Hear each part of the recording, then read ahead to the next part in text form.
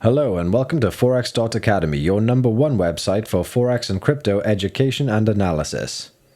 In today's edition, we're going to be discussing fundamental analysis for novices, factory orders. What are factory orders and what do they tell us as an economic indicator? Each day when you look at your economic calendar, you will see different types of economic events due for release on particular days.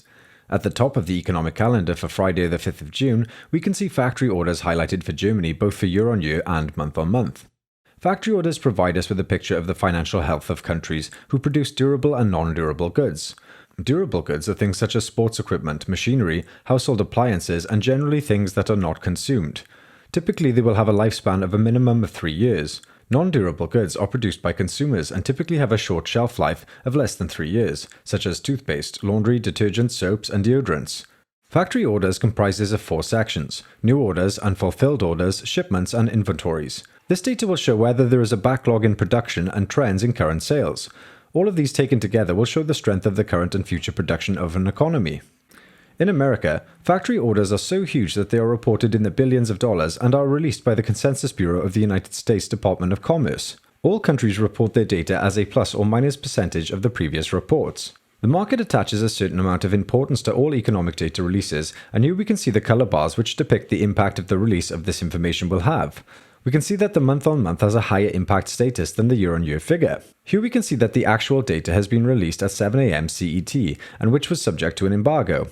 When compared to the consensus, which is what the market was expecting, and also the previous release from the month-on-month of March, the numbers are badly down at minus 36.6% year-on-year and minus 25.8% month-on-month for April. These are bad numbers and can be put down to the fallout for the coronavirus pandemic, which has severely affected the economy activity around the world.